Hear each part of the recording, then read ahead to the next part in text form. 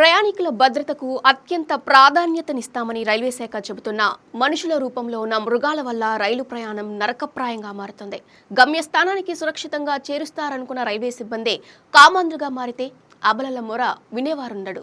Visakha express లో జరిగిన ఒక అమానుష ఘటన ఇప్పుడు తెలుగు రాష్ట్రాల్లో సంచలనం రేపుతుంది. సహాయం చేస్తానని నమ్మించి ఓ వివాహితపై రైల్వే ఉద్యోగి అత్యాచారానికి ఒడిగట్టిన ఉదంతం మనుషుల నీచ స్వభావాన్ని బట్టబయలు చేస్తుంది. పల్నాడు జిల్లా రెంటచింతలకు చెందిన దంపతులు గత ఆదివారం రాత్రి వైజాగ్ నుంచి విశాఖ ఎక్స్ప్రెస్ లో నడికుడికి బయలుదేరారు. వారికి రిజర్వేషన్ లేకపోవడంతో జనరల్ బోగీలో బాత్రూం వద్ద కూర్చొని ప్రయాణించారు. అయితే రైలు విజయవాడ సమీపానికి చేరుకోగానే ఏసీ బోగీలో బాయిగా పనిచేస్తున్నటువంటి ఒడిశాకు చెందిన సౌరవ్ బగ్గి అనే యువకుడు వారి వద్దకు వచ్చాడు.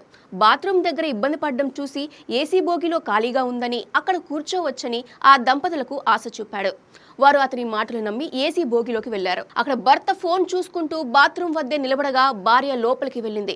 ఇదే అదునుగా భావించిన ఆ దుర్మార్గుడు ఆ వివాహితపై అత్యంత అమానుషంగా అత్యాచారానికి పాల్పడ్డాడు. ఇంటికి వెళ్లిన ఆ మహిళ తీవ్ర మనస్తాపానికి గురైంది.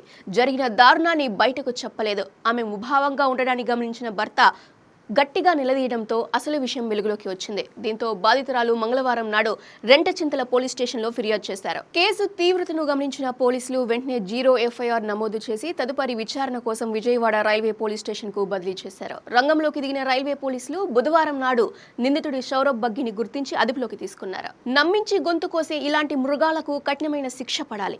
రైల్లో మహిళల భద్రతపై ఎన్ని చట్టాలు తెచ్చినా ఇలాంటి ఘటనలు పునరావృతం కావడం ఆందోళనకరం. ట్రావెల్ చేసుకుంటూ రాజమండ్రి వరకు వచ్చే సమయానికి రాజమండ్రి దగ్గరికి వచ్చిన తర్వాత భర్త IPL మ్యాచ్ చూస్తున్నాడు ఫోన్లో.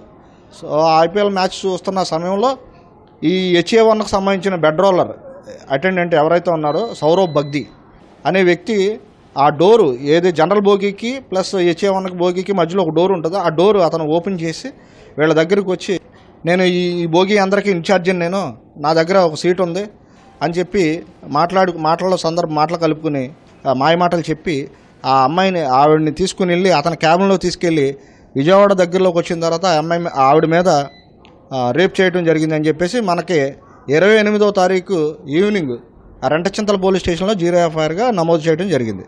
అక్కడ 3 బృందాలుగా, 3 టెక్నికల్గా, మాన్యువల్గా, ఫర్దర్ కంపెనీని కూడా ఎంక్వైరీ చేసే విధంగా 3 బృందాలుగా ఏర్పడి ముద్దాయిని మేము అదుపులో ఈరోజు ఉదయం మేము ముద్దాయిని అదుపులో ఫర్దర్గా ఈ కేసులో ఇన్వెస్టిగేషన్ చేయడం జరుగుతుంది.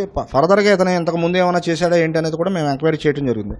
ఏదన్నా మీకు ఎవరన్నా సస్పెక్ట్గా ఎవరన్నా అపరిచిత వ్యక్తి అనుమానాస్పదంగా తిరుగుతున్నా 139 కాల్ చేస్తే రైలు మద్దతు కంప్లైంట్ ఇమీడియట్గా ఎవరైతే కంట్రోల్ రూమ్కి వెళ్ళిపోతే కంట్రోల్ రూమ్ ట్రైన్ ఒక ఏదైతే రీచ్ అవుతుందో ఆ కన్సర్న్ జ్యూరిడిక్షన్కి ఆ మెసేజ్ పంపించడం జరుగుతుంది. ఆ దగ్గరలో ఉన్న పోలీస్ RPF అండ్ GRP ఇమీడియట్గా అటెండ్ అయ్యి దాన్ని క్లియర్ చేయడం జరుగుతుంది.